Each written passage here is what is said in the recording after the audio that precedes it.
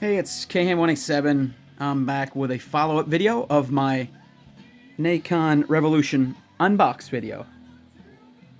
So I got a week under my belt of using this controller exclusively on Rainbow Six Siege. I'll tell you that up front because that's pretty much the only game I've been playing lately. First impressions, build of the controller, really nice. Feels really sturdy in your hand, high quality build. Matte finish, although it doesn't provide extra grip. It's not really slippy. It's kind of a neutral feel. Feels nice though. The controller lays nice in your hands. Very ergonomic with all the mold lines. It feels great. The buttons on the back are right at your fingertips, so that's pretty natural actually. Analog sticks. They are raised compared to the DualShock 4. They're metal. The feel of them, the response of them is very nice compared to the DualShock. What they lack, though, this rubber on the top, it is a hard rubber and it's not very grippy. The right one's domed. They did it right, though. Right one's domed. The left one is concaved. Even though it does have some molding in there, it would indicate that it does have good grip. It does not. That's the only drawback of this controller so far that I found. They're not very grippy. Although, I've solved that problem with some control freaks that I had laying around, kind of mixed and matched. I learned on another video, thank you to whoever that was, that figured out the right analog stick will take just your standard PS4 control freak. Fits right on there, no problem. Fits just like it should. Now, the left one, it's a little bit smaller, so the PS4 one doesn't go, doesn't pop right on there like it should. So I had to mod it a little bit. Take pliers, pull those tabs in. It's not like the firmest. It spins a little bit. It doesn't fit on there like it should, but overall improvement. I know it looks terrible with the two different colors, but until I figure out which controller needs to be on there, possibly the PS3 will fit on there, the PS3 control freak. But for now, this is an upgrade over the stock analogs. Okay, back to the controller. The larger buttons that are clustered closer together are nice, pretty nice feature. Triggers are awesome, more like your Xbox controller triggers. R1, L1 feel great. The buttons on the back are nice. Now, the one thing that I have noticed, I don't even know if you would need to press them simultaneously because the Scuff or the Elite have the 4 paddles that are independent. These buttons almost work as a rocker, as almost like a pivot in the center, because you can't press the same ones, like the same side here. You got the M2 and M4. You can only press one at a time. You cannot press both buttons in. If that's a big issue, I don't know. This is my first experience with the buttons on the back, so I haven't noticed an issue right now. So if you had a question about that, hopefully that should shed some light on it. Now, the right analog stick is got the backlight red ring, and that indicates what mode you're in. Mode 2 currently, and when you put it into mode 1, it's backlit in blue. Mode 1 is kind of like a tournament lock for esports or tournament play. That all your buttons are the same. Nothing's remapped. Nothing's adjusted on it.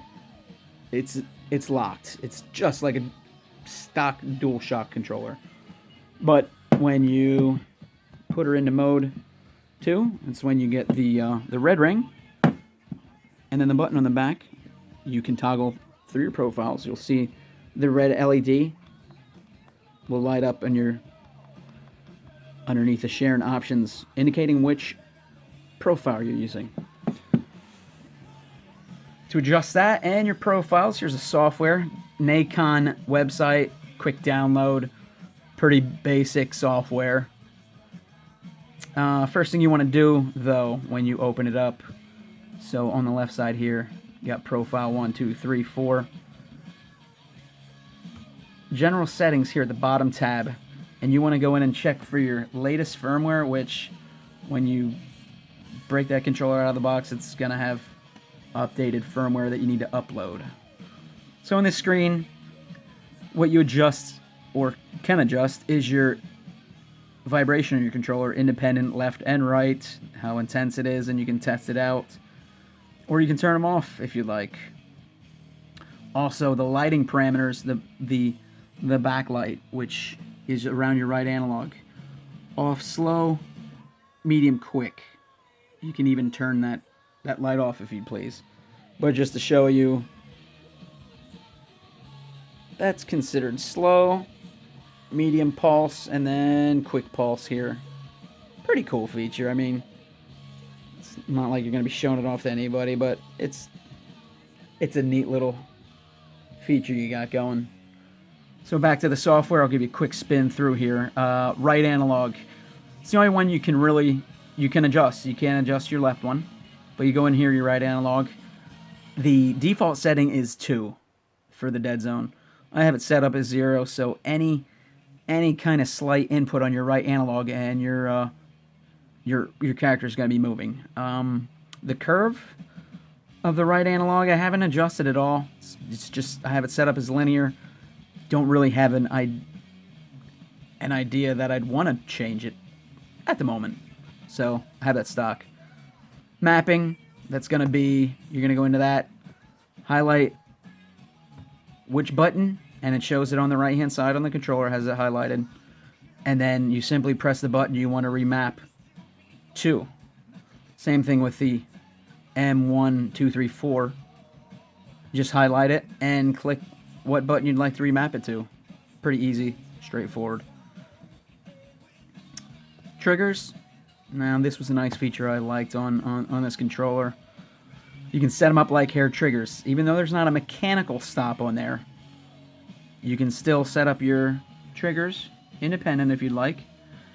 Have this start at 0. I believe it was, the stock was set at 5. So I took the end down to 50, the start to 0, and that's as low as I could get it. So right now on Rainbow Six, just the slightest tap on the R2 and it fires your gun. So that's pretty convenient, I feel, for that shooter. Call of Duty would also benefit. Macros, when you go, I really haven't messed with macros because there's no real function for Siege, but I would imagine for like a Mortal Kombat, a fighting game, you can go in here and put in different combos or different fatalities, which is a series of D-pad movements or trigger movements. So you can just literally by the touch of one button would be a series of buttons. So it's kind of a cool little shortcut. And controller profiles is simply which 4 I have currently on my controller, and it'll show the corresponding LED. You can go and rename your profiles whatever you'd like. Your profiles you have total on your software. You can go on the website. You can download profiles. I haven't figured out how to upload any yet. I went on their Nacon site and created a profile, but I haven't figured out how to upload any. But yeah, maybe later. But that's just a quick spin through the software. It's pretty much that easy. Quick settings. You can turn your vibration off, your backlight off. Yeah, it's pretty easy to figure out, really. Now, back to the controller. It was $119. For me, I'm a casual gamer, but I was looking for something just more than the DualShock 4. I'm on my 3rd one, actually. So tally that up, you're looking at $180 in controllers. I really think this Nacon is going to last a long time, so $119 I think is a good investment compared to what I've gone through in the stock DualShock so far. My only other option would have been, actually there's 2 options. Razer Ryu was released before this controller. Price tag on that though was $190, and I don't think it was nice as this. Although I have not held it or used it, just by looking at it and seeing a few reviews, I think this is your best option as far as your PS4 controllers. It's as close as you're gonna get to a SCUF without dropping $250. My final option would have been getting a console tuner and Xbox One Elite controller, which I was pretty close to doing. And then they released this. So I went in and pulled the trigger on this, and I'm pretty happy with it so far. Like I said, the only complaint I got is the tops of the analogs are not grippy whatsoever. But I was planning on putting Control Freaks on there anyways. Lower than what I'd normally use on a DualShock, just because the analogs are already raised. So once I figure out which Control Freak is the proper fit for this, I will throw it in the description, or maybe I'll do another update video. But hopefully that shed some light on any questions y'all had on this controller. There's a lot of reviews on this, videos on this controller out there, but not a ton in English. So I figured the more English videos out there for you guys to check out. Hopefully it answered some questions for you. If you got any concerns or questions about it, put them in the description. I'll get back to you. Share, like, subscribe, and hey, thanks for watching my video. Later.